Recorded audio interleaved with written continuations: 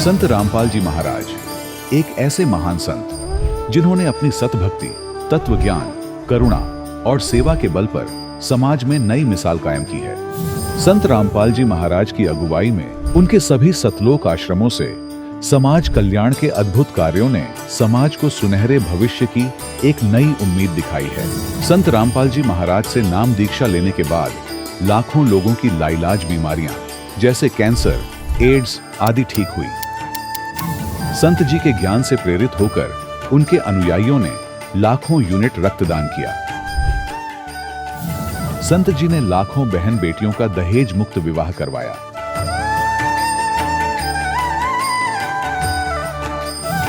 संत जी ने लाखों लोगों का नशा छुड़वाया, करोड़ों उजड़े परिवार बसे। संत जी के आश्रमों में समागम के दौरान निःशुल्क नेत्र चिकित्सा, दंत चिकित्सा प्रदान की जाती है। संत रामपाल जी महाराज द्वारा समय समय पर पर्यावरण संरक्षण के उद्देश्य से बड़े स्तर पर वृक्षारोपण किया जाता है। संत जी ने जरूरतमंदों को तत्काल राहत पहुंचाने के लिए एम्बुलेंस सेवा शुरू की। संत जी अपने अनुयायियों को देहदान के लिए प्रेरित करते हैं, जिससे मानवता की सेवा और चिकित्सा क्षेत्र में सुधार हो सके। संत रामपाल जी महाराज के सभी आश्रमों में हर रोज निःशुल्क भंडारा आयोजित किया जाता है, जहां हर वर्ग, हर जाति और हर धर्म के लोग एक साथ बैठकर भोजन करते हैं।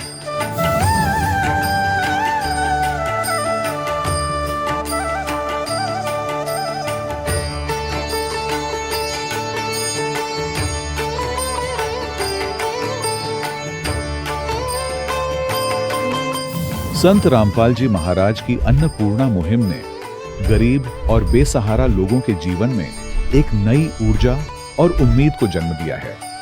घर घर खाद्य सामग्री और जरूरी मदद पहुंचाकर संत रामपाल जी महाराज ने लोगों को दुख और मजबूरी से लड़ने की ताकत प्रदान की है।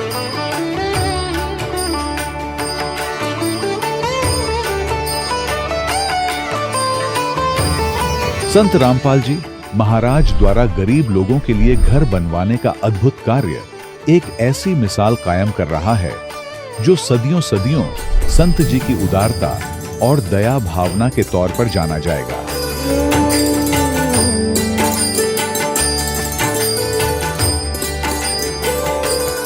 संत रामपाल जी महाराज के आश्रम में हजारों बुजुर्गों को सम्मान और प्यार के साथ जीवन जीने का अवसर मिलता है। उनके खाने, रहने और स्वास्थ्य की पूरी जिम्मेदारी संत रामपाल जी महाराज उठाते हैं। अनाथ बच्चों के लिए संत रामपाल जी महाराज के सभी आश्रम किसी वरदान से कम नहीं। यहाँ उन्हें शिक्षा, संस्कार और भविष्य के लिए बेहतर अवसर प्रदान किए जाते हैं। चाहे बाढ़ हो, भूकंप या महामारी, संत रामपाल जी महाराज और उनके अनुयायी हमेशा ही जरूरतमंदों के लिए सबसे आगे खड़े रहते हैं। कोविड महामारी के दौरान संत रामपाल जी महाराज के आश्रमों से करोड़ों लोगों के लिए भोजन, दवाइयां और जीवन रक्षक सामग्रियां उपलब्ध कराई गई। चाहे गरीब की मदद हो या किसी शोषित और पीड़ित वर्ग के हक और सम्मान की लड़ाई, संत रामपाल जी महाराज ने हमेशा ही उनकी दबी आवाज को सरकारों तक पहुंचाया है और उन्हें उचित न्याय दिलवाने में अहम भूमिका अदा की है। समाज में आध्यात्मिक और सामाजिक मूल्यों के प्रति जागरूकता लाने में संत रामपाल जी महाराज हर कदम पर मानवता के सच्चे सेवक साबित हुए हैं। संत रामपाल जी महाराज का जीवन हमें सिखाता है कि सच्ची सेवा वही है जो निस्वार्थ भाव से की जाए। आइए हम भी इस महान सेवा के कार्य में इस महान संत से जुड़ें और संत रामपाल जी महाराज से नाम दीक्षा लेकर अपने जीवन को धन्य बनाएं।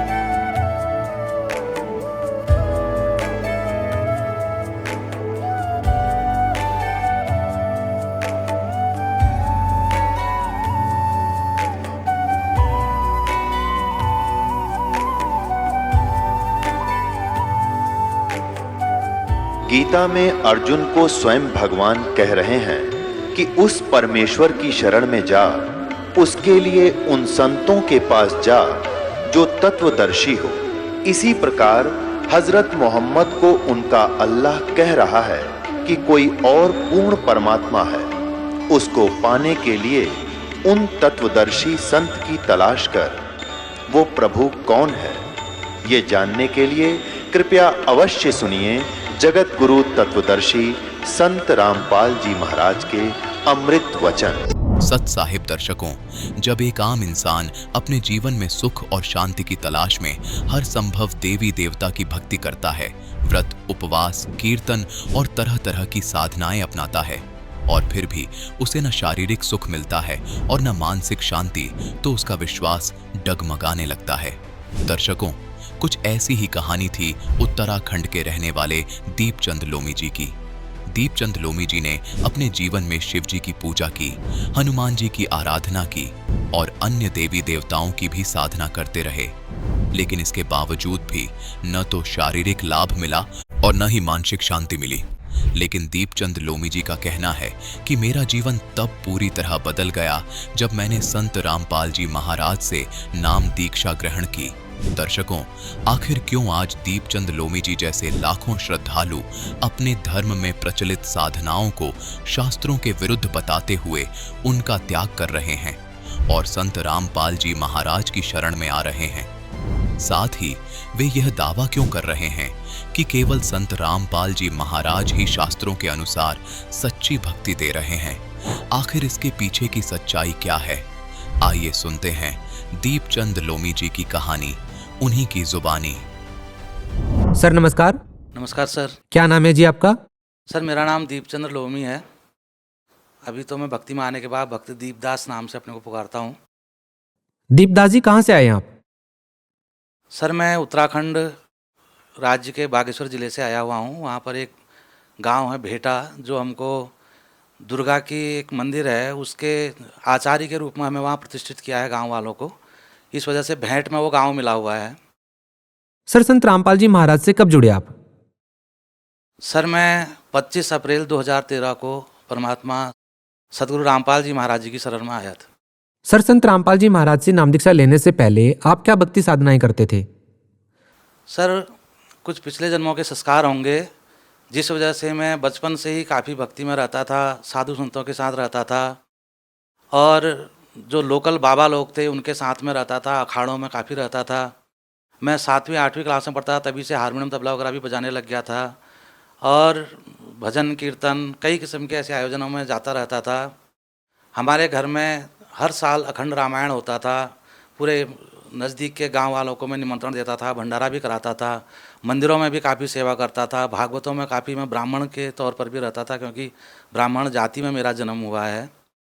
और इसके अतिरिक्त मैं 3 बार अमरनाथ यात्रा करके आया।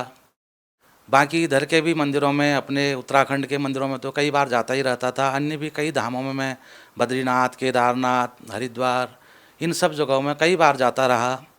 इसके अलावा नवरात्रि हर बार साल में 2 बार होती है, दोनों बार करता था। सपरिवार हम भक्ति करते थे और इतना सब कुछ करने के बाद भी हमें कुछ ऐसा आभास नहीं होता था कि पूर्ण इससे आगे भगवान कौन है। राम की भक्ति करते हैं तो विष्णु बड़े हैं, विष्णु के अवतार हैं। कृष्ण की करते हैं तो उसमें भी शक होता था कि इनसे बड़े भी भगवान हैं। दुर्गा की भक्ति करते समय कभी ऐसा लगता था कि सबसे बड़ी यही है, क्योंकि ब्रह्मा विष्णु महेश भी इनकी भक्ति करते हैं। और ऐसा चाहत होती थी कि हम सबसे जो बड़े भगवान हैं, सब भगवानों से बड़े हैं, श्रेष्ठ हैं, उनकी भक्ति करें। कभी बोलते थे सदाशिव बड़े हैं, शिव बड़े हैं, तो कुछ समझ में नहीं आता था कौन बड़े हैं। बोलते थे राम शिव की भक्ति करते हैं, शिव राम की भक्ति करते हैं।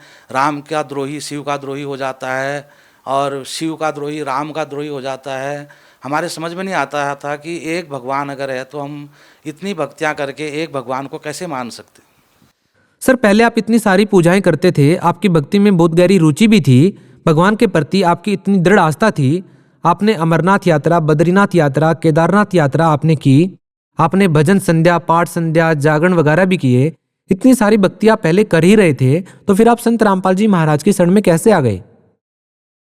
सर मैं भक्ति तो बहुत करता था, लेकिन उस भक्ति के बाद में हम आरती भी करते थे जिसमें हम कहते थे कि विषय विकार मिटाओ पाप हरो देवा। पाप तो हम कितने करते थे, जब तक किसी दूसरे को पता नहीं चला उसको हम पाप समझते ही नहीं थे। और विषय विकार, हम भजन कीर्तन में भी जाते थे, भागवतों में भी जाते थे, और सबसे जो हमारे वहाँ गुरु बैठे रहते थे, संत महंत जो बाबा के रूप में वहाँ बैठे रहते थे, और जो भगत सेवादार रहते थे, सब चरस पीने वाले, बीड़ी सिगरेट तम्बाकू खैनी ऐसी चीज़ों का इस्तेमाल करने वाले, और उसमें से कई संख्या तो शराबियों की भी होती थी। मैं खुद शराब भी पीता था, खैनी भी खाता था, और चरस भांग भी पीता था, और सोचता था कि भक्ति में इस्तेमाल हो रही शिव जी की बूटी है, ऐसा बोल के हम उसको गलत न समझ करके भी उसका इस्तेमाल करते थे।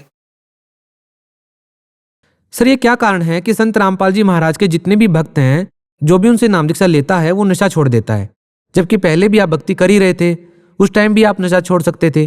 क्या कारण है कि आप संत रामपाल जी महाराज जी से जुड़े तभी आपका नशा छूटा? सर हम आज तक तो विषय विकार मिटाओ गाते थे, लेकिन हमारा होता कुछ नहीं था। परमात्मा संत सतगुरु रामपाल जी महाराज जी की शरण में जाते समय मुझे जब ज्ञान गंगा पुस्तक मिली, उसमें लिखा था कि किसी प्रकार का भी नशा, कोई भी नशा नहीं करना है, जबकि मैं परिपूर्ण नशे करता था। सर जैसा कि पहले आपने बताया कि आप बहुत सारी तीर्थ यात्राओं पर गए, बद्रीनाथ यात्रा, केदारनाथ यात्रा, बहुत सारी पूजाएं पाठ आपने की। सर अब आप क्या साधना करते हैं? संत रामपाल जी महाराज से नाम दीक्षा लेने के बाद क्या आपने वो सभी साधनाएं छोड़ दी? सर रामपाल जी महाराज जी ने हमको ऐसी साधना दे दी है कि अब हमें कहीं किसी, हमारी भाषा में गाढ़ गधेरे कहते हैं, कहीं पर्वतों के शिखर पर या कहीं नदियों की घाटी पर कहीं जाने की ज़रूरत नहीं है, क्योंकि भगवान तो सर्वव्यापक हैं, वो कण कण में विद्यमान है। लेकिन हमारे जो मनुष्य शरीर में जो हमारा शरीर है, इसी के अंदर इन सभी देवताओं के कमल स्थान बने हुए हैं। सर आपसे एक बात और जानना चाहेंगे कि जो लोग आपके साथ रहते थे, आपके साथ जागरण में जाते थे, जो लोग आपके साथ तीर्थ यात्राएं करते थे, उन लोगों को आप क्या कहना चाहेंगे? क्योंकि अब आपने वो सारी चीजें छोड़ दी हैं, केवल संत रामपाल जी महाराज द्वारा दी गई भक्ति साधना ही आप कर रहे हैं। सर मेरे जानने वाले पुराने साथी लोग, मेरा तो उनसे कोई बैरभाव नहीं है, लेकिन मेरी भक्ति में जाने के बाद में वो कई लोग नाराज़ हो गए हैं। नाराज़ होने का और कोई कारण नहीं है, मेरा कोई उनके साथ कोई झगड़ा, कोई लेन देन कुछ भी नहीं है। सिर्फ यही कारण है कि मैं पहले उनके साथ संगतों में, कीर्तनों में, भजनों में, ऐसी जगहों पर जाता था और काफ़ी बढ़ चढ़ कर हिस्सा लेता था। रामला में भी मैं पाठ खेलता था, विश्व हिंदू परिषद से भी मैं जुड़ा हुआ था, और अच्छा समझ के ही जुड़ा हुआ था। लेकिन आज मेरा उन चीज़ों में शामिल नहीं होने से वो लोग काफ़ी नाराज़ रहते हैं। नाराज़ होने का कारण ये है कि वो कहते हैं कि अब आप क्यों नहीं भजन गाते हो। भजन गाने के लिए मैं उन्हें कहता हूँ कि परमात्मा की भक्ति, भगवान का नाम लेने में मुझे कोई बुराई नहीं है, मैं लेता ही हूँ, लेकिन जो हम पहले करते थे या जो अभी आप कर रहे हो, वो मेरे समझ में तब नहीं आया, जो गुरुजी संत रामपाल जी महाराज जी की शरण में जाने से मेरे समझ में आ गया है। सर आपसे एक बात और जानना चाहेंगे कि जो पूजाएं आपने की, उन पूजाओं को छोड़कर के संत रामपाल जी महाराज द्वारा दी गई भक्ति साधना आप कर रहे हैं, तो सर संत रामपाल जी महाराज द्वारा दी गई भक्ति साधना से आपको क्या क्या लाभ मिले? सर पहली बात तो मैंने आपको पहले बताया कि मैं भक्ति की तरफ मेरा आकर्षण बचपन से था, और मैं भक्ति करना चाहता था, इसीलिए घूम रहा था जगह जगह। मुझे परमात्मा संत रामपाल जी महाराज जी की शरण में आने से मुझे पहला तो आध्यात्मिक लाभ हुआ। उसके बाद में मेरे अंदर काफ़ी विषय थे, काफ़ी विकार थे। जैसे मैं नशा भी करता था, नशा में कोई ऐसे देखा देखी लोगों को, जो मैं महफिलों में गया, साधु संतों के बीच में गया, अधिकांश नशा करने वाले होते थे।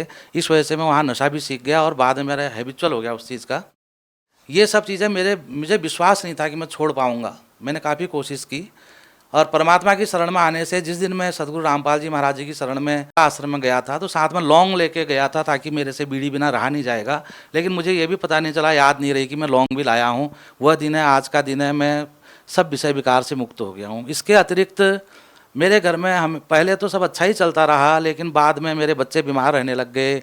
लड़के का मेरे हार्ट की प्रॉब्लम हो गई, उसको हार्ट में छेद बताया, जिसको डॉक्टर ने मना किया था कि इसको न डांटना है, न किताब पढ़ने के लिए जोर देना है, और न इसको कोई दौड़ भाग करने देना है। और उसका लगातार 8 साल तक ट्रीटमेंट चलना था। उसके कागजात मेरे पास मौजूद हैं। और हमारे यहाँ उत्तराखंड में कुमाऊँ रीजन में हल्द्वानी में एक हार्ट केयर सेंटर है, जगदम्बा हार्ट केयर सेंटर, और वहाँ से उसका इलाज चल रहा था। काफ़ी इलाज कराने के बाद भी उसको कोई विशेष लाभ भी नहीं था, और उसको तो एक जिंदा या मुर्दा एक जैसा ही था, ना उसको डांटना है ना उसको पढ़ने को कहना है, और बच्चा था फिर भी जी रहा था। साथ में मेरी लड़की, उसको ऐसी बीमारी थी जिसका कहीं इलाज नहीं हुआ। मैं उसको बड़े बड़े अस्पतालों में ले गया। वो स्कूल में जाती थी, स्कूल में जाते ही ठीक 10 बजे वो बेहोश हो जाती थी, उसकी सांस बंद हो जाती थी। और वो घर, वहाँ स्कूल से फ़ोन आता था, एडम्स स्कूल है गरुड़ में, इंग्लिश मीडियम स्कूल है, वहाँ से फ़ोन आता था। तो घर में हमारे परिवार के सदस्य कांपने लग जाते थे डर के मारे, क्योंकि हमारे लिए रोज़ की वो घटना हो गई थी। फिर बाद में मेरे को किसी ने बताया कि आप अपने घर के चक्करों को देखो, कोई ये पूछ करने वालों के पास में जाओ। हम उनके पास, मैं पहले भूत वगैरह को नहीं मानता था, वैसे तो बाकी भक्ति सब करता था। तो उनके पास जाने से उन्होंने हमें तरह तरह की बातें बताई। कोई हमारे पितरों के बारे में बताया कि आपके पितरों का दोष है, कोई ऐसी बातें बताई। हमने, उन्होंने जो कुछ भी बताया वो किया। वो करने से हमको लाभ तो हुआ, लेकिन आंशिक लाभ हुआ। 2-4 दिन 10 दिन तक हमें आराम रहता था, फिर वही घटना दोबारा हो जाती थी। इसके अलावा और कई हमारे घर में ऐसी बीमारियां तो होती ही रहती थी बूढ़े बच्चों को। ये बड़ी बीमारियां थी। परमात्मा की शरण में जाने के बाद में वो दिन है, सिर्फ एक दिन, जिस दिन मैं लड़की को नाम दिला के लाया, और वो दिन है आज हमको 3.25 साल हो गए हैं परमात्मा की शरण में गए हुए। उसको दोबारा कभी ऐसी शिकायत नहीं हुई। और न लड़के का हम कोई ट्रीटमेंट करा रहे हैं, न कहीं अस्पताल में दिखा रहे हैं, वो बिल्कुल स्वस्थ है। लड़की, उसको एक यहाँ मंडल डॉक्टर थे, चाइल्ड स्पेशलिस्ट गरुड़ बैजनाथ सरकारी अस्पताल में, उन्होंने तो साफ कह दिया था कि जो ये बीमारी इस बच्ची को है, इस बीमारी के लक्षण वाले बच्चे बचते नहीं हैं, ये मर जाएगी, आप इसकी आशा छोड़ दो। और वो स्कूल के लिए तैयार हो जाती थी, इसलिए हम भेज देते थे। हमारा दिल उसे स्कूल भेजने का नहीं करता था। आज वो बच्ची ने अपने स्कूल में टॉप किया है। एडम्स पब्लिक स्कूल है गरुड़ में, उसमें उसके हाई स्कूल में 10 CGP है। कई बार अखबार में भी नाम उसका आया। देहरादून से वो गोल्ड मेडल लेके आई है विज्ञान प्रतियोगिता में। और वो लड़की जो मर जाएगी बोला था, आज बिल्कुल स्वस्थ है। परमात्मा की महिमा तो बहुत है। काफ़ी लाभ हुए हैं, हर दिन लाभ होते हैं, कई एक्सीडेंट से भी बचाव होता है। सर, जैसा कि अभी आपने इंटरव्यू के दौरान बताया कि आपको हार्ट की प्रॉब्लम थी, सर क्या कोई रिपोर्ट वगैरह आपके पास है? क्या आप हमारे दर्शकों को दिखाएंगे? सर, मैं रिपोर्ट लेके आया हुआ हूँ। मेरे लड़के को हार्ट की बीमारी थी और उसके हार्ट में छेद था। प्रकाश पंत डॉक्टर हैं हल्द्वानी में, हार्ट स्पेशलिस्ट, उनसे उनका लगातार इलाज चल रहा था। वो रिपोर्टें मेरे पास में हैं। ये जगदम्बा केयर सेंटर, ये जो है हल्द्वानी के अस्पताल है, लगातार इसके पूरा टेस्ट होते थे। हर महीने मेरे को यहाँ से हल्द्वानी गाड़ी बुक करके जाना पड़ता था। और इसमें उसको बताया था कि 8 साल तक लगातार उसका इलाज चलेगा, जबकि उसको लगभग 2 साल हुए थे इलाज करते हुए कंटिन्यू। परमात्मा की शरण में आने के बाद में ये सभी भगत लोग देख सकते हैं। गुरुजी संत रामपाल जी महाराज जी की शरण में जब हम गए और लड़के को मैंने नाम उपदेश दिलाया, उसके बाद से आज हम न किसी अस्पताल में गए हैं। कोई छोटी मोटी बीमारी का भी, सर्दी जुकाम बुखार इत्यादि, इसकी तो हमने दवा ली है। सर, जैसा कि अभी आपने बताया कि संत रामपाल जी महाराज से नाम दीक्षा लेने के बाद आप पितृ पूजा नहीं कर सकते, श्राद्ध नहीं निकाल सकते, तो जैसा कि आपने पहले हमारे को बताया था कि आप पहले जागरण करते थे, जागरणों में जाया करते थे, जैसा कि आप पहले हिंदू परिषद के अध्यक्ष भी रहे हैं, तो अब सवाल ये उठता है, लोगों में कहीं न कहीं इस बात को लेकर के शंका जरूर आएगी कि संत रामपाल जी महाराज कहीं धर्म परिवर्तन तो नहीं करवा रहे हैं, क्योंकि इस बात को लेकर के लोगों में काफी शंकाएं रहती हैं कि संत रामपाल जी महाराज जी के अनुयायी हैं, वो देवी देवताओं की पूजा नहीं करते हैं। क्या हिंदू धर्म परिवर्तन करवाना ही संत रामपाल जी महाराज का उद्देश्य है या कुछ और? क्या कहना चाहेंगे आप इस बारे में, क्योंकि हमारे दर्शकों के मन में लगातार ये सवाल उठता है। सर, संत रामपाल जी महाराज सिर्फ हिंदू धर्म के बारे में ही नहीं, अपितु सभी धर्मों के बारे में हमें बताते हैं कि उन धर्म ग्रंथों में क्या लिखा हुआ है। हिंदू धर्म में, चाहे मुस्लिम धर्म में या किसी अन्य धर्मों में जो पाखंडवाद फैल गया है, उन बुराइयों को दूर करके और धर्म के मुताबिक, धर्म ग्रंथों के मुताबिक भक्ति करना बताते हैं। वो टीवी में, और उन्होंने जो किताब हमें ज्ञान गंगा हम पर कृपा कर रखी है, उसमें उन्होंने पूरे उदाहरण उन सभी ग्रंथों के अध्याय, पेज नंबर, श्लोक नंबर और अर्थ सहित उनका बहुत ही अच्छा और सत्य अनुवाद करके दे रखा है। मेरे को बहुत ऐसा महसूस हुआ था कि ये हमारे धर्म के खिलाफ ऐसी कोई साजिश है। मुझे पढ़ने के बाद पता चला कि ये तो परमात्मा का ऐसा ज्ञान है जो कबीर साहिब जी ने हमें पहले भी पाखंडवाद से छूटने के लिए, काफ़ी आज से 600 साल पहले काशी में आके और लोगों ने उनका विरोध किया था। आज वही ज्ञान और वही परमात्मा संत रामपाल जी महाराज के रूप में आकर के हमें वही ज्ञान बता रहे हैं। सर, हिंदुस्तान में तो पहले ही बहुत सारे धर्म हैं, अब संत रामपाल जी महाराज कौन सा धर्म बनाने जा रहे हैं? सर धर्म तो हम अनेक अनेक किस्म के धर्मों में बढ़ चुके हैं। संत रामपाल जी महाराज हमको अनेक धर्मों से एक बनाना चाह रहे हैं।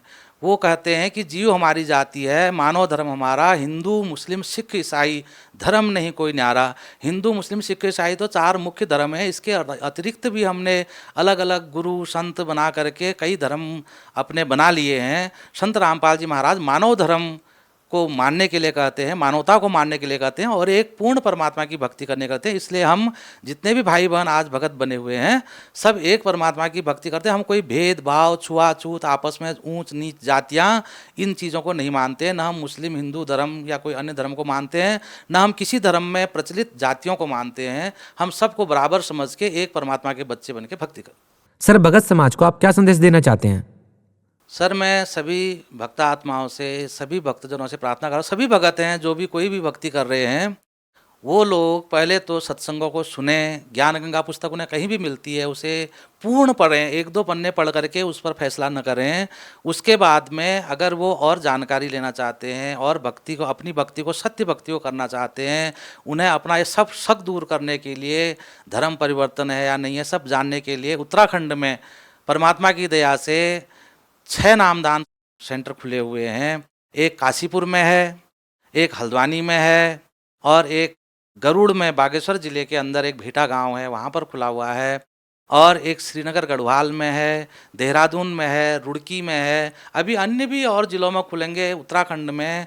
इसलिए भक्तों की कमी है क्योंकि वहाँ पर भूत पूजा, पितर पूजा, इस चीज़ को ज़्यादा मान्यता दी गई है और लोग सब दुखों से परेशान रहते हैं। सब दुखों का छुटकारा पाने का एक ही उपाय है कि संत रामपाल जी महाराज के शरण में आए।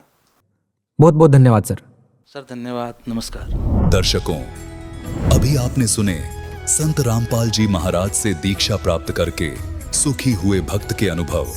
अब देखिए जगत गुरु तत्वदर्शी संत रामपाल जी महाराज के मंगल प्रवचन।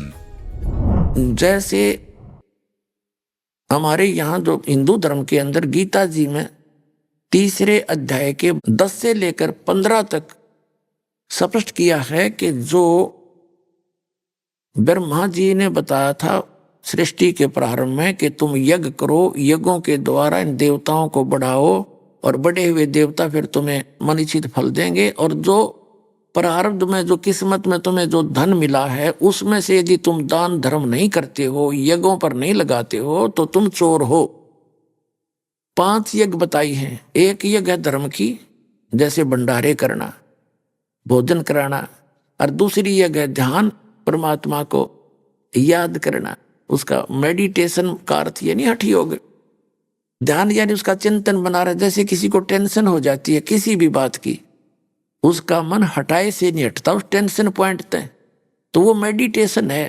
तो ऐसे भगवान की टेंशन बने, उसको याद रहे, उसकी वहां जाने की ऐसी लगन लगे, दैट इज मेडिटेशन, हमारा मेडिटेशन। और जो हठ योग करते हैं वो मेडिटेशन नहीं है, वो हठ योग है। वो सदग्रंथों में निषेध है। तीसरी एक हवन की, देसी घी की जोत जलानी चाहिए। जैसे हम अपने देसी माने गाय भैंस का दूध, जिस देश में जैसा, उनका घी से जोत जलानी चाहिए। दूध से घी बनाकर उस प्योर घी का, शुद्ध घी का जोत जलाते हैं। तो ये हवन यज्ञ है। इन सभी यज्ञों का ही प्रतिफल वर्षा होती है। वर्षा से अन्न होता है, अन्न से मनुष्यों की तृप्ति होती है और उनकी उत्पत्ति होती है। फिर बताया है कि एक यज्ञ धर्म की, दूसरी यज्ञ ध्यान, तीसरी यज्ञ हवन की, चौथी यज्ञ प्रणाम और 5वीं यज्ञ है तत्व ज्ञान की, सत्संग की, सब अध्याय की। तो ज्ञान यज्ञ 5 वक्त की नमाज कर लो, ज्ञान यज्ञ, या सुबह शाम दोपहर के जो हम आपको नित्य नियम बताते हैं वो नमाज है आपकी। और जैसे सिख धर्म के अंदर एक जप जी का पाठ करते हैं, वो उनकी नमाज है। नमाज में स्तुति, भगवान की प्रार्थना। और प्रणाम यज्ञ, सिख धर्म के अंदर भी दंडोत प्रणाम करते हैं, तो ऐसे प्रणाम करते हैं। और मुसलमान धर्म भी इसको प्रणाम बताते हैं जब सजदा करते हैं, ठीक है। तो 3 यज्ञ तो हम सभी में चल रही है। एक भंडारा, जैसे मुसलमान धर्म में ये तो मांस से वितरित करें, भंडारा धर्म यज्ञ रही कहाँ इनके पास। तो एक इनके पास कौन सी यज्ञ है? एक यज्ञ है उनकी ज्ञान यज्ञ, नमाज करते हैं, दूसरी परिणाम यज्ञ। बाकी जो यज्ञ हैं वो यज्ञ नहीं है।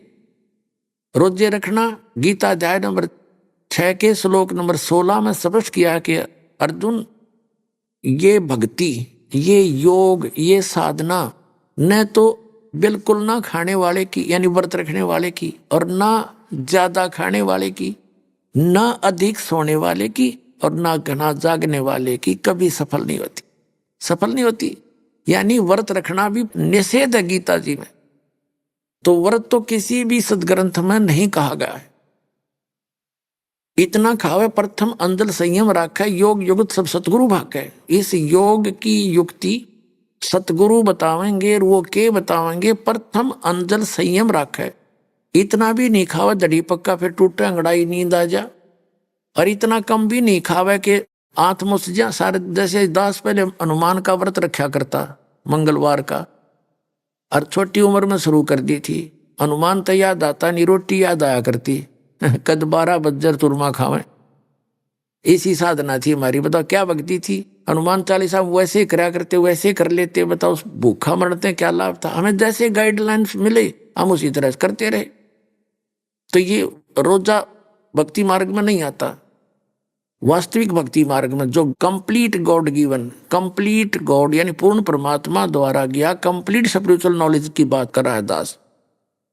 किसी पुराण में, कुरान में अगर इस उनके अल्लाह अकबर से हटकर अन्य का किसी का आदेश है तो वो कंप्लीट परमात्मा के पाने की, पूर्ण मोक्ष की भक्ति नहीं है। अब ये 5 यज्ञ हैं। एक यज्ञ है धर्म की, दूसरी यज्ञ है ध्यान, तीसरी यज्ञ हवन की, चौथी यज्ञ परिणाम, और 5वीं ज्ञान की। ये जो यज्ञ हैं ये तो एक समझ लो रोगी के लिए एक ग्लूकोज का काम करती। ग्लूकोज हमें जन्म और मृत्यु का दीर्घ रोग लगा हुआ है। जब तक जरा और मरण यानी बुढ़ापे का कहर और मृत्यु का रोग नहीं कटेगा तब तक हम सुखी नहीं हो सकते। और ये रोग ब्रह्मा विष्णु महेश तक लगा हुआ है। ब्रह्म और परब्रह्म सरपुरुष और अक्षर पुरुष तक लगा हुआ है। केवल निराम में एक कंप्लीट गॉड अल्लाह अकबर है। वो पूर्ण परमात्मा परम अक्षर ब्रह्म है, सत्य पुरुष है। और उसका लोक वहां गए हुए प्राणी जो वहां रह रहे हैं और जो यहां से मोक्ष होकर जाते हैं वो भी कभी उनको बुढ़ापा नहीं होता, यंग रहते हैं, मृत्यु नहीं होती। जो आप यहाँ ठाठ लेना चाहते हो सारा कुछ वहां पर मिलेगा। आपने वहां ऐसे ही नर और नारी करके आपकी सृष्टि है। आपके बच्चे होंगे लेकिन वो युवा स्थिति में आकर के कभी इससे आगे ना उम्र घटेगी, वो उस स्थिति में रहेंगे और कभी मृत्यु नहीं होगी। अपनी आत्माओं, अब आप हो और आपके बच्चे हैं, आपकी पत्नी है, आपके बच्चों की पत्नियां हैं, आपके छोटे छोटे पोता पोतियां हैं। आपको कितने अच्छे लगते हैं और फिर 1 मिनट में सारे मर जाएं। जैसे पीछे एक सन 2000 के अंदर 26 जनवरी सन 2000 को इस गुजरात के अंदर एक भूकंप आया था। कई मंजिल की कोठियां बनाने में पूरा जीवन लगा दिया था उन लोगों ने। 2 पीढ़ी लगी रही थी और उन्हीं के नीचे दब कर मर गए, समाप्त होगी। और दूसरी बात एक विचार करने की है, जैसे मुसलमान भाई कहते हैं कब्रों के अंदर उनको दबा देते हैं और वो वहां रहते हैं, तो उस साइक्लोन के अंदर, उस भूकंप के अंदर उन कब्रों का पता नहीं कहाँ गए, बड़ी बड़ी कोठियों का पता नहीं वो कहाँ गए। तो कहने का भाव ये है दास का कि यहां ना जाने के बिजली गिर जा कब के हो जा। तो आपको कितना अच्छा लगता, आपके परिवार कितने प्यारे लगते। अरे एकदम कोई एक बच्चा भी मर जा, तरफ कर टक्कर मारते हम। माँ बाप मर जा बच्चे रोते हैं, बच्चे मर जाते माता पिता रोते हैं, भाई बहन रोते हैं। तो ये क्या खाक सुख है, इस पर किस चीज पर आश्रित हुए बैठे हो। तो ये आपका परिवार कभी ना मरे और ठीक ठाक रहे तो आपने क्या दिक्कत है। आप बड़ी खुशी से रहोगे, बड़ी खुशी बनाओगे। और यहाँ तो रहना ही नहीं, वो आपको वहां मिलेगा जिसकी खबर लेकर ये दास आया है। ये है अंतिम पैगंबर, ये रामपाल दास है, वो फाइनल प्रॉफिट। ये सच कर मान लेना, लेटेस्ट।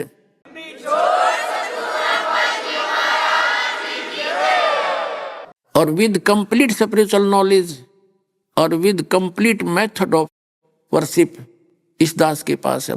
अब जैसे 5 यज्ञ जो हम करते हैं ये तो ग्लूकोज है, अब कंपलसरी है। जैसे डॉक्टर के पास कोई रोगी जाता है और उसकी स्थिति को देख के परिचित हो जाता है तो तुरंत डॉक्टर ग्लूकोज लगाता है, ट्रीटमेंट अन्य बाद में शुरू करता है। तो उस ग्लूकोज से हटकर और ट्रीटमेंट है। ग्लूकोज तो शरीर की केवल एक पानी की पूर्ति करेगा, इसको सपोर्ट देगा, रोग नहीं काटेगा। रोग नाश करने की अन्य औषधि है, टैबलेट है, इंजेक्शन है, कैप्सूल्स है।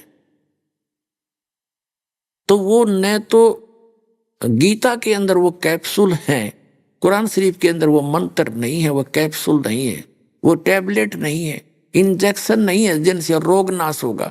वो तो केवल ग्लूकोज है, ये समझ लो।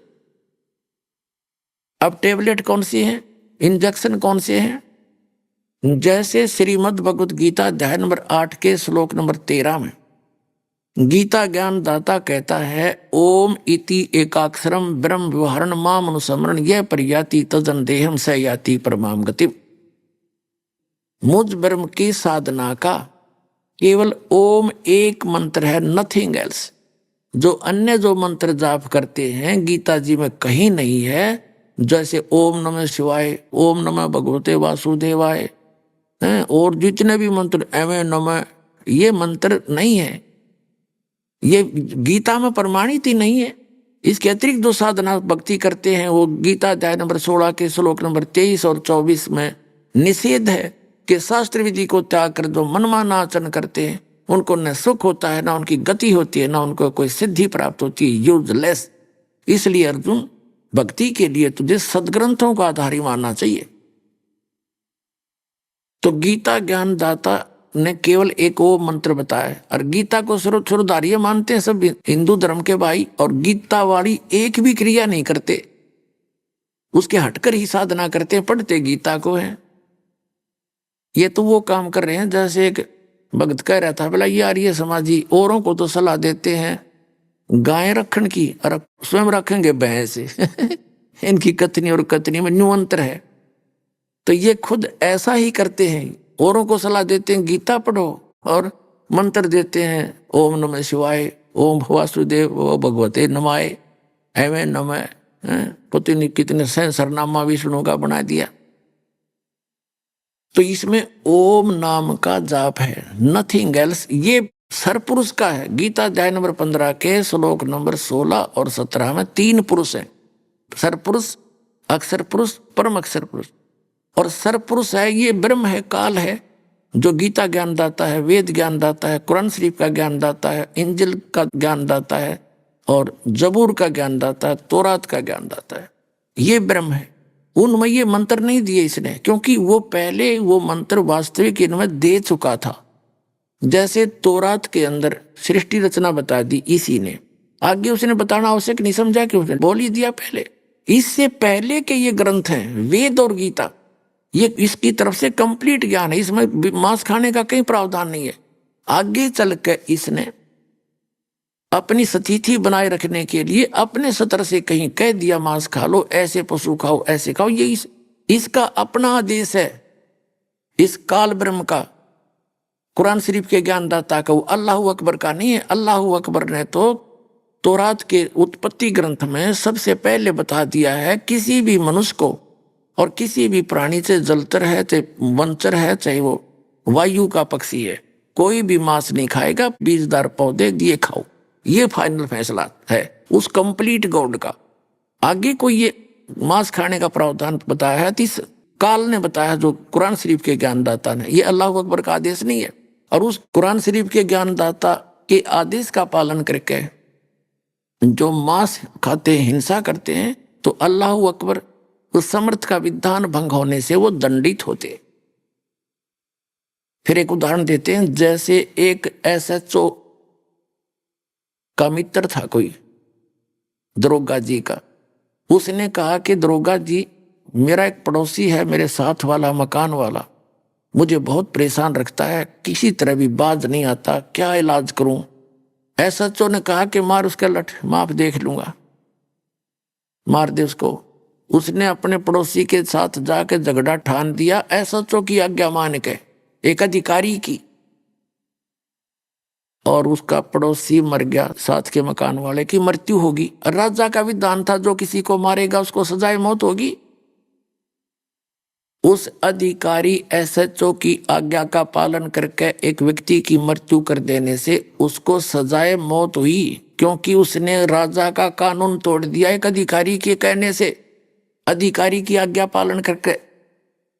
इसी प्रकार वो कंप्लीट गॉड का विधान उसने बता दिया तौरात के अंदर और बाइबल के उत्पत्ति ग्रंथ में कि कोई भी मांस नहीं खाएगा, तुम्हारे लिए ये बहुत भरपूर खजाना दे रखा है। उसके अतिरिक्त किसी कुरान शरीफ के ज्ञानदाता ने आदेश दे दिया मांस खा लो, ऐसा खा लो, ऐसा ना खाइयो, तो वो अल्लाह अकबर का आदेश नहीं, उस दरोगा जी का आदेश है। उसका पालन करने से आपको दंडित होना पड़ेगा।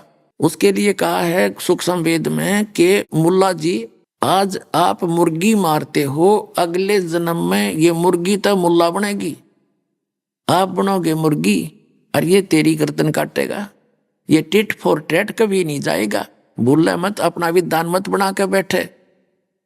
तो इस प्रकार ये जो विधान है मांस खाने का, ये अल्लाह अकबर का नहीं है, कंप्लीट गॉड का नहीं है, परम अक्षर ब्रह्म का नहीं है। तो अब जो प्रसंग है उसी पर आते हैं कि अन्य जो भक्ति हम करते हैं, जब तक ग्लूकोज से काम नहीं चलेगा। जैसे पूरा सिख धर्म भी वो क्या करता है, वाणी का पाठ करते हैं, ये ज्ञान यज्ञ है। भंडारे करते हैं, धर्म यज्ञ है। प्रणाम करते हैं, ये प्रणाम यज्ञ है। लेकिन हवन यज्ञ भी वहां नहीं है। और फिर मंत्र जो वास्तविक मंत्र है, सतनाम जो है, ये समझ लो टैबलेट हैं, वो कैप्सूल हैं। कैप्सूल और टैबलेट हैं, 2 अक्षर का सतनाम, एक ओम एक तत्व, और जो सारनाम है वो इंजेक्शन समझ लो। तो ये कंप्लीट कोर्स है जन्म और मृत्यु के रोग का नाश करने का। जैसे अब ये दास बताएगा वो कंप्लीट कोर्स। ये 500 यज्ञ करनी है जो सतलोक आश्रम में आपको बताई जाती। जैसे 5 यज्ञ आपको बता दी। एक यज्ञ धर्म की भंडारे किए जाते हैं, भोजन कराए जाते हैं भक्तों को, और दूसरी यज्ञ ध्यान या परमात्मा का विशेष कसक ऐसा ज्ञान बता दिया जाता है, आपकी बुद्धि नहीं हटेगी सतलोक तक। आप बेशक यहाँ काम कर रहे हो, लेकिन आपकी इच्छा ये रहेगी है भगवान इब का पीछा छूट जा और बुराइयों से बचोगे, भक्ति करते रहोगे। जनता तो सतनाम की और न चंता दास, और जय कोई चंता नाम बना हुआ है काल की फांस। फिर क्या बताते हैं कि एक यज्ञ धर्म की, दूसरी यज्ञ ध्यान, तीसरी यज्ञ हवन की, चौथी यज्ञ प्रणाम, हम दंडोत प्रणाम करते हैं, और 5वीं यज्ञ ज्ञान की। ये तो ग्लूकोज है, ये कंप्लीट है ग्लूकोज भी, अच्छा ग्लूकोज ये है। और फिर सतनाम सूक्ष्म वेद के अंदर कंप्लीट कोर्स है, क्योंकि हमारे शरीर के अंदर चैनल बने हुए हैं। रीढ़ की हड्डी बैकबोन के अंदर की साइड में आपने छपकली देखी हो, सर्प देखा हो, उसके नीचे एक बिल्कुल प्लेन होती है छपकली। ऐसी रीढ़ की हड्डी के अंदर की साइड में मांस चिपका हुआ है। उस मांस के अंदर से नसें प्रवेश जा रही है, नसें जा रही पतली पतली। उन्हीं नसों से संबंधित एक आंतड़ियां सी बनी है, पतली पतली सी, कमल के आकार की पत्तियां सी बनी नजर आती हैं। जैसे हथेली पर ये चिन्ह से होते हैं, ऐसे उनके ऊपर है। तो रीढ़ की हड्डी जहाँ एंड होता है वहां मूल कमल है, गुदा के पास 2 उंगल ऊपर रीढ़ की हड्डी जहाँ खत्म होती है, बैकबोन जिसको बोलते हैं। उसके ऊपर ये शरीर समझो एक टेलीविजन है, इसमें चैनल बने हुए हैं, चैनल लगे हुए हैं। तो नीचे चैनल है गणेश जी का, जिसको मूल चक्कर कहते हैं, मूल कमल कहते हैं, कमल कहो चक्कर कहो। और लेकिन मूल स्थान गणेश जी का ऊपर लोक है। भगवान शंकर जी के लोक में एक स्थान है, इसका हेड ऑफिस है वहां। तो वहां जो क्रिया हो रही है इस मूल कमल से प्रत्येक से कनेक्टेड है। जैसे एक चैनल कहीं से भी चल रहा है, टेलीकास्ट कर रहा है, तो वो आप प्रत्येक के टेलीविजन में दिखेगी जो उस चैनल ऑन कर लेगा, यदि उसे कनेक्टेड है। तो ये सभी चैनल उनसे कनेक्टेड हैं। रिमोट दास के पास है, उनके रिमोट के न्यारे न्यारे मंत्र हैं, नंबर हैं। जैसे मूल कमल गणेश जी, उससे ऊपर 2 उंगल ऊपर स्वाद चक्र सावित्री और ब्रह्मा जी, फिर नाभि के सामने लक्ष्मी और विष्णु जी का कमल है, गणेश जी का 4 पंखड़ी का कमल है, और सावित्री ब्रह्मा जी का 6 पंखड़ी, 6 पत्ती सी लगी हुई आंतों की पत्ती सी, और नाभि कमल जो विष्णु जी और लक्ष्मी जी का, इसमें 8 पंखड़ियां हैं, 8 पत्ती सी हैं कमल जैसे आकार की। वो पत्ती नहीं, जैसे ये समझ लो एक निशान से है, पतली पतले से। और जब भक्ति करते हैं तो जैसे गाय और भैंस के स्तन दूध आने से पहले ऐसे लटक रहे होते हैं, और जब दूध भर जाता तो ऐसे तन जाते हैं। ऐसे भक्ति से ये अंदर की पंखड़ियां इन कमलों की अपने आप ये खुलना शुरू हो जाएगा, ऐसे खिल जाएंगी। अब तो वो ऐसे बुची पड़ी है ऐसे, फिर वो ऐसे होकर के ऐसे खिल जाएंगी, बिल्कुल ऐसे खुल जाएंगी भक्ति से। इन मंत्र जो आपको दिए जाएंगे, इन मंत्रों से। फिर हृदय कमल है दोनों सतनों के बीच में, और इस पेट से ऊपर, कंठ से नीचे और बैकबोन के ऊपर। ये शंकर भगवान और पार्वती का कमल है। इसका एक मंत्र है, उसको जाप दिया जाएगा आपको, उससे ये फिर खिल जाएगा कमल इनका। फिर कंठ कमल में दुर्गा जी का है, ये बैकबोन ना समाप्त होती है, एंड होता है यहाँ पर इसके अंदर की तरफ। जैसे भगवान शिव और पार्वती के जो कमल का 12 पंखड़ी हैं, और दुर्गा जी के कमल की 16 पंखड़ी है।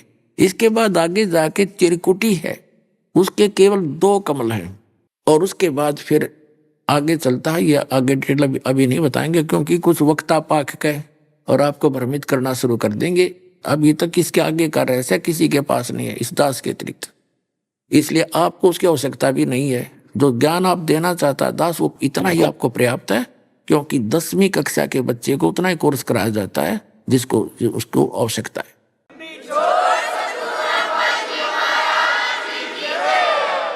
अब ये है कमल। आपको जो प्रथम मंत्र दिया जाता है वो मंत्र है, तो वो मंत्र क्या करेंगे? इनकी पूजा नहीं है। जैसे आपने बिजली बोर्ड से कनेक्शन ले रखा है, आप उनका टैक्स भरते रहोगे तो आपको लाइट देते रहेंगे, वो पूजा थोड़ी है। वो तो एक हमारा कर्तव्य है, एक नेक नागरिक का, कि किराया अपना टैक्स भरो और उनका बिल भरो और अपना उनसे सुविधा लो, न तो बंद कर देंगे वो। तो हमने यहाँ जीने के लिए यहाँ के ये प्रधान हैं, ब्रह्मा विष्णु महेश दुर्गा और गणेश। यहाँ के न्यू सोच ले डिपो होल्डर हैं ये। और यहाँ के ये जैसे को टेलीफोन विभाग के मंत्री के ला लो, गैस देते हैं, गैस कनेक्शन देते हैं, तो इनका टैक्स भरते रहेंगे, हम देते रहेंगे, टैक्स भरते रहेंगे, देते रहेंगे, ये सुविधा जारी रखेंगे, हमें हानि नहीं होने देंगे कुछ भी। और फिर जब हम यहाँ से चलेंगे तो इनका अकाउंट क्लियर रहेगा। इन मंत्रों की मजदूरी थे जो आपको दी जाती है, मजदूरी है या पूजा नहीं है। जैसे आपको बहुत बार उदाहरण दिया है, जैसे हमने जल प्राप्ति करनी है, जल हमारा पूज्य है, हमारा इष्ट जल है, उसकी प्राप्ति के लिए जो प्रयत्न है वो हमारी मजदूरी है, वो पूजा नहीं है। जैसे इन मंत्रों का हम जाप करेंगे तो ये मजदूरी है, ये साधना है, ये पूजा नहीं है। साधना अलग है, पूजा अलग है। और आदर सत्कार करना एक अनिवार्य है, एक नेक नागरिक का, एक अच्छे व्यक्ति बहन भाई का एक दूसरे को प्रणाम करना, प्यार से बोलना, नमन होना। एक आधीनी आती है, आधीनी के बिना भगवान निकट नहीं आ सकता। जैसे मुसलमान भाई कहते हैं हमारा सिर झुकेगा तो एक अल्लाह को ही झुकेगा, नहीं झुकेगा। और अल्लाह का तुमने पता है कौन? नहीं, अल्लाह ताला का। जो तुम तो काल के आगे झुका रहे हो, तुम डम्मी गॉड को यानी गलत खुदा की ही आगे सजदा कर रहे हो। वो तो अल्लाह अकबर का तो तुम्हें पता ही नहीं, उसकी पूजा का भी नहीं पता, उसने ऑप्शन छोड़ दिया। इस कुरान शरीफ के सूरत फुरकानी 25 आयत 52 से लेकर 59 तक में। अरे कॉमन सी बात है पुण्यात्माओं, जैसे आप जी कोई वस्तु उधारी लेना जाते हो अपने किसी साथ के मकान वाले पे, उसको भी प्यार से बोलोगे, आदीनी से नम्रता से पेश आओगे, और फिर उससे भूमिका बनाकर कहोगे जी मुझे ऐसी वो वस्तु चाहिए थी, तो वो अपने पास ना होगी तो दूसरे से लाकर दे देगा उस व्यक्ति को जो भी नम्र भाव से बात करेगा। एक यूं कहेगा वो चीज दे, मैंने वो दे ले उठा के, होगी तब भी नाट जाएगा। अगर देख इस गधे ने बोलना भी ना आता, होगी तो भी नाट जाएगा कि हमारा कोनी खराब हो रही है।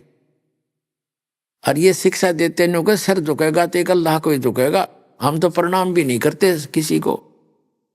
तो ये भक्ति की मार्ग है। और जिस सभा के अंदर अड़ताड़ी बजे, वो भक्तों की सभा नहीं हो सकती, वो तो एक राजनेताओं की हो सकती है या केवल एक तमाशगरों की हो सकती है। क्योंकि ये जो ताड़ियां बजाई जाती हैं ये उन श्रोताओं की गलती नहीं, उनको ज्ञान देने वालों की त्रुटि है। जय बोले भगवान की, भगत तो जय बोला कर उस परम पिता की, और ये ताड़ी बजावे, ये ताड़ी बजाना कोई भक्तों का काम है। संतों की सभा में ताड़ी नहीं बजा करती, भगवान की जहां चर्चा हो वहां ताड़ी नहीं बजा करती, वहां तो जय जयकार हुआ करती है भगवान की। तो पुण्यात्मा, अब जैसे ये राधा स्वामी वाले, धन धन सतगुरु वाले, किसी ने देख ले, ये राधा स्वामी की ब्रांच है। जय गुरुदेव पंथ, सच्चा सौदा सिरसा और जगमाल वाली वाला पंथ, ठाकुर जी वाला, कृपाल जी वाला, राधा स्वामी वाला, ये सारे शिवदयाल जी के ही कुएं का पानी है। ये कहते हैं कि हम तो सीधे त्रिकुटी में जाते हैं, हमने नीचे के भक्ति की कोई आवश्यकता नहीं, हम तो सीधी हमारी चढ़ाई वहां तो शुरू होती है। देख अकल देखो इन, हमने स्वदेश जाना है, हम विदेश में रह रहे हैं, मान लीजिए किसी विदेश में रह रहे, स्वदेश आना है, तो वहां से सभी नो ड्यू सर्टिफिकेट लेकर ही हम वापस आ सकते हैं।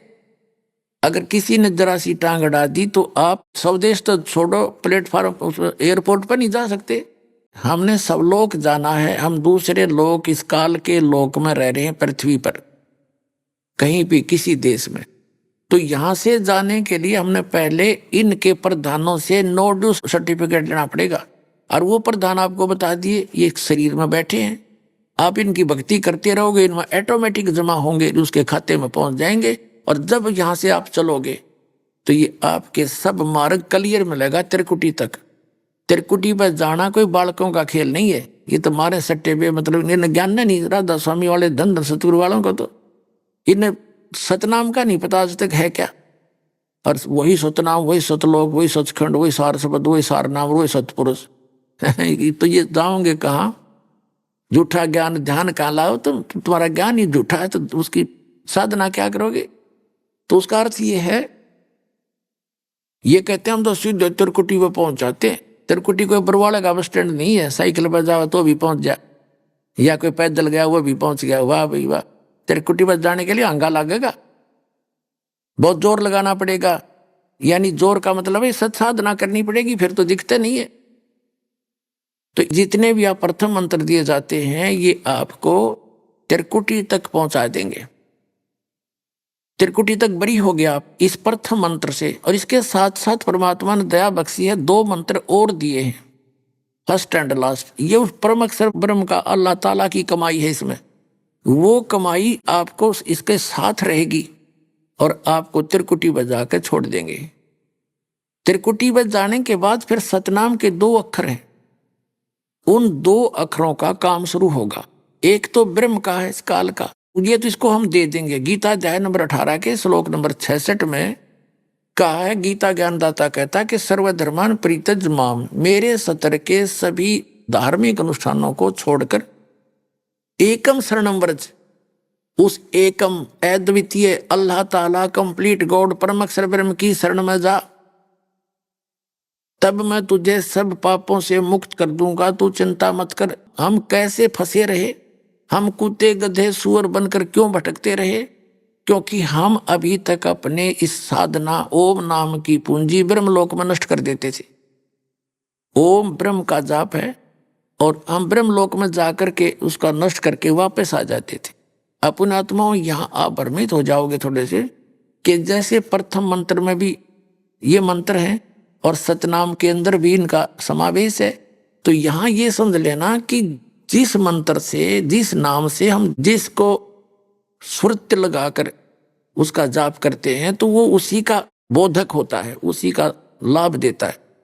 जैसे एक लड़की के पिता का नाम हरि सिंह और उसके पति का नाम भी हरि सिंह, कुदरती ऐसा इत्तेफाक हो गया। अब जब वो अपने पिता का नाम लेती है, हरि सिंह की हूँ, बेटी किसकी, हरि सिंह की, पत्नी किसकी, हरि सिंह की, तो उस समय उसकी सुरती अपने पति के ऊपर होती है, सूरत पर, कि मैं उसकी पत्नी हूँ, हरि सिंह नाम दोनों है। इतना ही काफी समझ लेना, भ्रमित ना होना, क्योंकि ये तो अध्यात्म ज्ञान है, बालकों का खेल नहीं है। आप तो अज्ञान से भरे पड़े हो।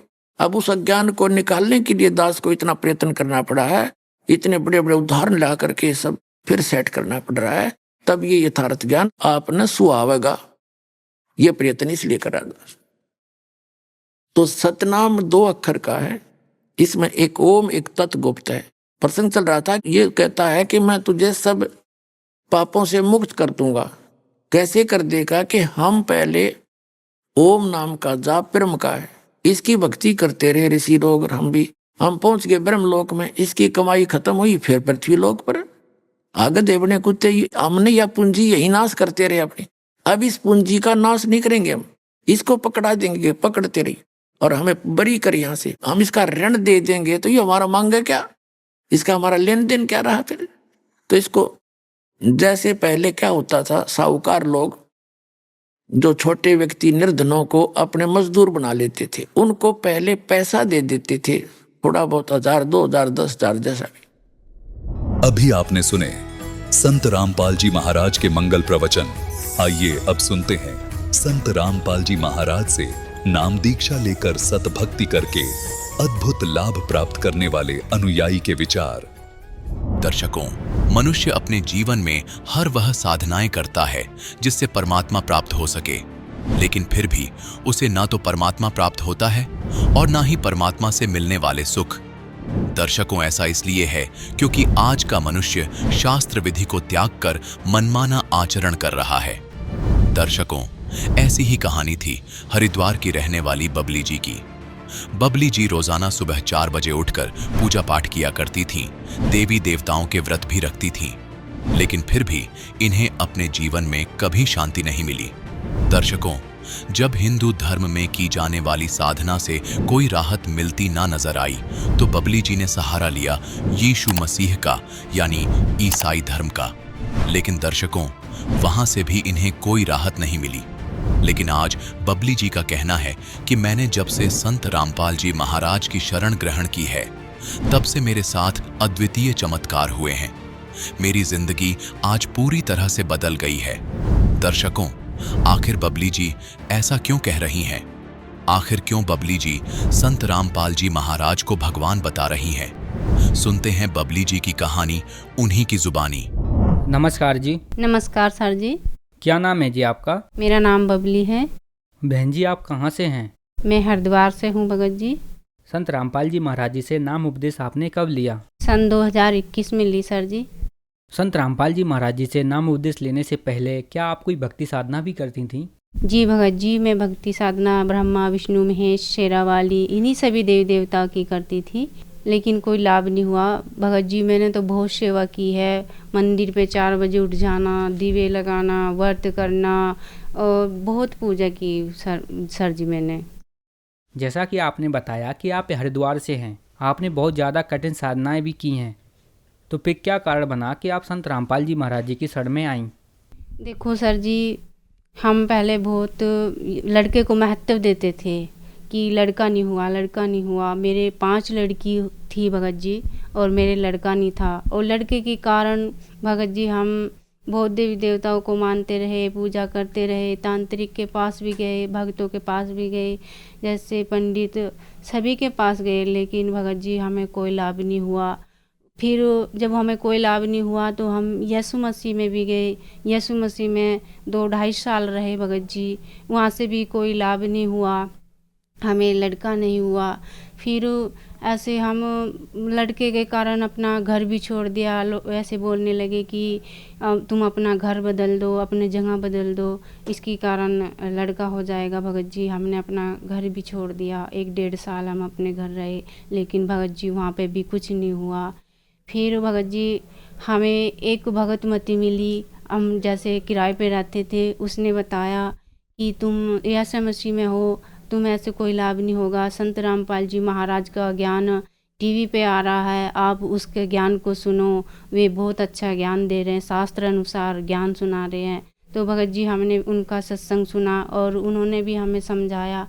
तो भगत जी जैसे हमने उनका ज्ञान सुना, देखा, मैंने कहा कि इनको तो मैंने बहुत पहले सपने में देखा था। भगत जी वो मुझे सपने में पहले दर्शन दे चुके थे। परमात्मा कहते थे कि बेटी मैं भगवान हूँ और 5-6 लड़कियों के बाद तेरे बेटा हुआ। सच में परमात्मा मुझे 5-6 बेटियों के बाद ही उन्होंने दर्शन दिए और सचमुच में मुझे मिले और परमात्मा की भक्ति मिली, उनका नाम लिया मैंने। उसके बाद जैसे ही मैंने ज्ञान को समझा तो भगत जी उनका नाम भी लिया। नाम लेने मेरी इच्छा यही थी कि लड़का हो, लेकिन हम अज्ञानी थे, हमें कोई ज्ञान नहीं था, संसार का ही ज्ञान था भगत जी हमें।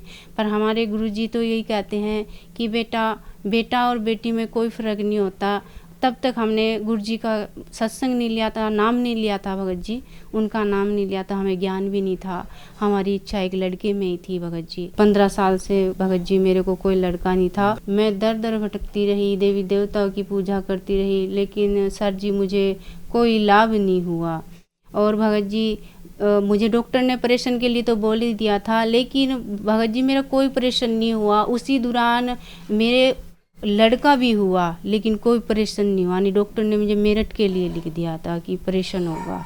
लेकिन हमें नाम लेने के बाद, परमात्मा का नाम दीक्षा लेने के, संत रामपाल जी महाराज से नाम दीक्षा ली, उसके बाद हमें परमात्मा ने एक लड़का भी दिया। संत रामपाल जी महाराज ने हमें जो हमारी इच्छा थी, हमारी इच्छा पूरी की। लेकिन परमात्मा ये कहते हैं कि बेटा लड़का लड़की में कोई फ़र्क नहीं होता, जो हमारी भक्ति करते हैं मैं उसको सब कुछ तो रूंगे में देता हूँ। मेरा तो गुरुजी कहते हैं हमारा असली उद्देश्य है कि मोक्ष हो, कल्याण हो। सर जी मेरे पथरी भी थी और पथरी मेरे 27 ml की बन चुकी थी और 27 ml की पथरी जैसे मैंने दवाई खाई तो वो टूट कर पथरी की जो नली है उसमें आ चुकी थी। जैसे मैंने अल्ट्रासाउंड कराया, अल्ट्रासाउंड मैं पथरी पित्त की नली के अंदर आ गई और डॉक्टर ने बोला कि आप मेरठ चले जाओ, मेरठ से अपना ऑपरेशन करवाओ पित्त की नली का। पित्त की नली का जैसे मैंने ऐसे सुना कि पित्त की नली में पथरी आ गई है, मेरठ अल्ट्रासाउंड होगा, तो सर मैं बहुत घबरा गई। फिर हमने नाम लिया था संत रामपाल जी महाराज का, उन्हें हमने प्रार्थना लगाई। जैसे ही प्रार्थना लगाई भगत जी, उस दिन से मेरे कोई ना दर्द है ना कोई पथरी है। नहीं तो भगत जी मुझे मेरठ के लिए बोल दिया था कि तुम्हारा ऑपरेशन होगा, पहले पित्त की नली में जो आ गई थी उसका होगा, फिर पित्त की थैली का होगा। लेकिन भगत जी मैं बिल्कुल सही हूँ और उसके पित्त की नली के पथरी रहते हुए भी भगत सर जी परमात्मा ने लड़का दिया है, मुझे कोई दिक्कत नहीं हुई। मेरे पति 14-15 साल से नशा करते थे। संत रामपाल जी की महाराज की दया से उन्होंने भी नाम ले लिया और उनका भी सब नशा छूट गया। ना वे शराब पीते हैं, तम्बाकू खाते थे, मीट का सेवन भी करते थे, लेकिन संत रामपाल जी की महाराज की दया से उनका सब नशा छूट गया सर जी। संत रामपाल जी महाराज जी ने आपको बहुत अद्भुत लाभ दिए। तो जो दर्शक आज आपको टीवी पर देख रहे हैं और वह भी संत रामपाल जी महाराज जी से जुड़ना चाहते हैं तो कैसे जुड़ सकते हैं? सर जी चैनल पर संत रामपाल जी महाराज का सत्संग आता है और जैसे ही पीली पट्टी पर संत रामपाल जी महाराज का सत्संग चलते हुए नंबर आते हैं भगत जी, उन नंबर से हम नोट कर प्रार्थना लगा सकते हैं, फ़ोन कर सकते हैं और ऑनलाइन भी परमात्मा नाम दीक्षा देते हैं और 500 से ज़्यादा भी नाम केंद्र खुल चुके हैं। हम वहाँ भी जाकर नाम दीक्षा ले सकते हैं, ऑनलाइन भी ले सकते हैं। मालिक ने बहुत दया कर दी सर जी। धन्यवाद जी। सत साई भगत जी।